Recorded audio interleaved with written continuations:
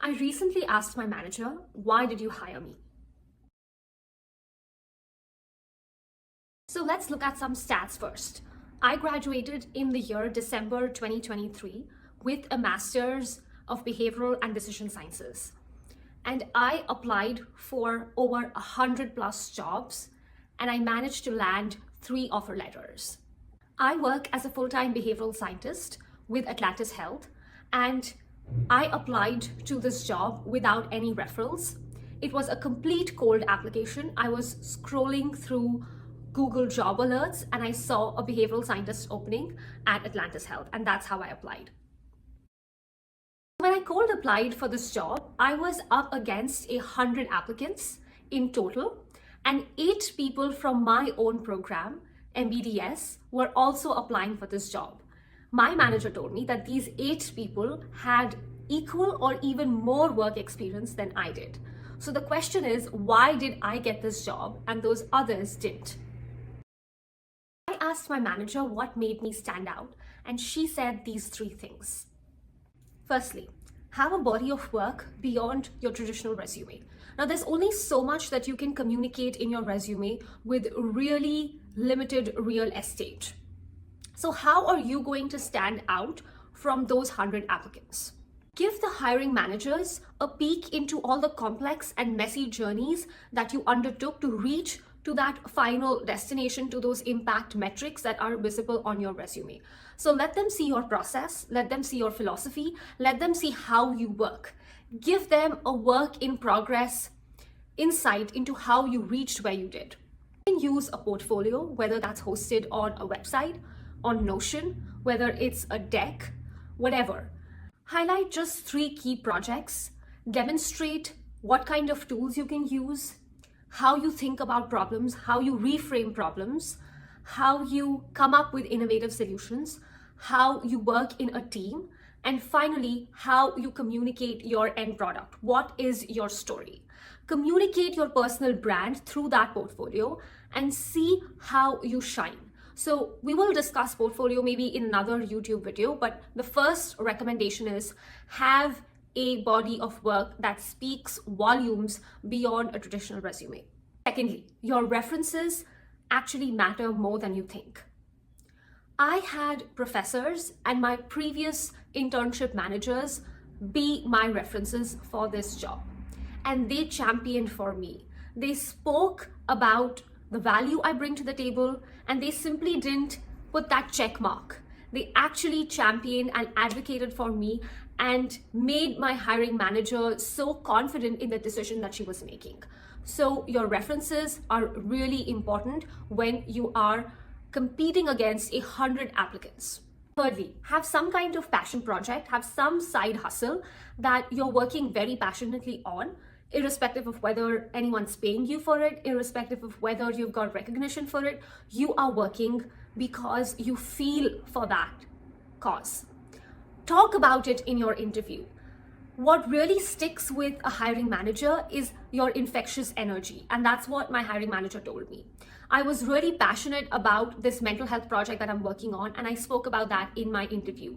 That nuance, that detail stuck with my hiring manager, and she remembered how passionate I was about this side project, which really helped me look as a good team player, ambitious and hardworking. 3 short things that would get you hired. What is a hiring manager looking for? Number 1, are you competent? Can you do the job? Number 2, do they like you? Are you likable? Will you fit in the team? And thirdly, what is unique about you? Are you confident with the skill set that you bring in? If you check these 3 boxes and leave an impact in the hiring manager's mind, after they see your body of work and have a conversation with you, you are very likely to land that job.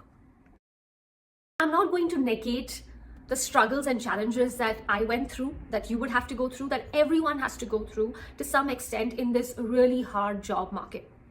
Firstly, there are so many jobs that are so-called fake jobs that people aren't hiring for, and they're just put out there. So you need to understand that there has to be a balance between quantity and quality when you're applying for jobs. Let me tell you what I did. I first started off with spray and pray. apply to every job online. I set up Google alerts, I set up LinkedIn alerts of certain keywords that I was looking for in a job, and any job that would be posted, I would apply to it. I did this for a month or so. I must have applied to over 100 jobs through this method. Then I realized that getting callbacks is very, very tough with this current job market. I switched my approach. I decided that I want to focus only on healthcare, given that I have a very relevant experience and background in healthcare, having worked at Penn Medicine. I started applying to only healthcare specific jobs. And when I applied to these jobs, I very carefully tailored my resume. I wrote a cover letter that's really impactful. And I also made sure that my portfolio is submitted in the application. I ended up landing a job without any referral in this job market. So this speaks volumes about how a good application submission can actually land you a job even without a referral. Another tip that I can give you is apply to a job within 24 to 48 hours of being posted online. Unfortunately, the reality is that they stop accepting applications or they stop reviewing the applications after they have received a mass volume of submissions. And that's why if you apply a week or 3 days or 4 days or 5 days after a job has been posted online, your chances of the application even being reviewed is very, very low. Last and final segment of this YouTube video is a question that I get from a lot of people. I got admission into MBDS. What are my prospects of landing a job? Firstly, it is all a self-driven, self-motivated journey that you have to take. You are not going to get a job served on a silver platter by any of the career services, program management, or anyone else. Even though it is an Ivy League program, you still have to go out there and advocate for yourself, build your personal brand. So that's my first tip. Secondly, you really want to hone in on one specific industry or one specific role that you're looking for. If you are too confused about what you want to apply for, you can't tailor your resume, you can't have a certain story to tell. So hone in on one specific industry or a certain skill set. I have a report of the most popular industries and roles after a master's of behavioral and decision sciences. The first one is consulting. So a lot of people end up getting roles like senior consultant, behavior scientist, business analyst. Second is healthcare. So a behavioral associate, a behavioral scientist, a health psychologist, a wellness associate is the second bucket. The third bucket is insurance or working in the banking and finance industry. So as a behavioral economist, as a behavioral scientist, as a UX researcher, as a quantitative analyst. All of these are roles that people end up getting. The other one is medical technology and pharmaceuticals. So you work as an associate consultant. You can also end up getting a role as an innovation strategist. And finally, you have this big bucket of marketing and market research, where people are a senior behavioral science manager, product managers, strategic marketing and analytics specialists, and then all the tech roles, which is based in UX research, in UX design, in product management, as well as UX writers, content strategists, and consumer insights. That's the other kind of bucket that people end up getting a job in. There are also a lot of students who have their own startups and they go back building their startups, or they start and found a company after graduating from MBDS. So you do have a pool of students who are also entrepreneurs and they end up doing their entrepreneurial ventures once they graduate from this program. Finally, there's a point in your job search, job hunt journey where you would feel like, I want to give up. Nothing's working out. I'm getting no callbacks. And that's the point where if you stay persistent and determined, everything changes.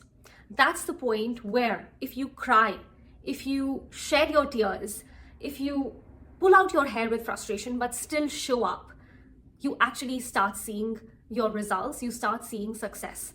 So hang tight, stay there, show up even when you feel like you're getting no callbacks, because you have to give it some time to try and experiment of what's working And over time, even the amount of interviews that you give makes you more confident, makes you better prepared. And that's why your chance of landing a job is actually higher when you feel like you've given up. So all I would say is stay there, hang tight. And the last and final hack or tip that I can give you is build a network before you need it. I know this is very cliched. It's been said 100 million times by different people, but if you have a set of people that you admire, their work, their journey, reach out to them. I'm pretty sure most of them are happy to chat with you. Talk to them, understand how they got there, be curious, and try to build genuine connections without making it feel like you're just picking on their brain. People are the fastest way to get to the opportunities that are hidden. I always love this concept of the third door, which basically explains how you land opportunities. There's always a main entrance, right, which is crowded. People are standing, they're banging, they're waiting to get in there, and it's going to take you years to get to that place that you want to be through the main entrance. The second is a door that only VIPs get access to. So you need to have a lot of resources to get access into that. But then you have this third door, which is kind of a small crack, a small hole, an opening somewhere that you spot that no one else does. You see it, you're opportunistic, you leverage it, you bang on it, crack open that third door, and you get access to that opportunity. You get that opportunity immediately. So keep finding those third doors, whether it's through people, whether it's, going for unheard opportunities and using that as a springboard to land to finally wherever you want to be. Keep finding those third doors around you and see how you attract all the right opportunities in your life.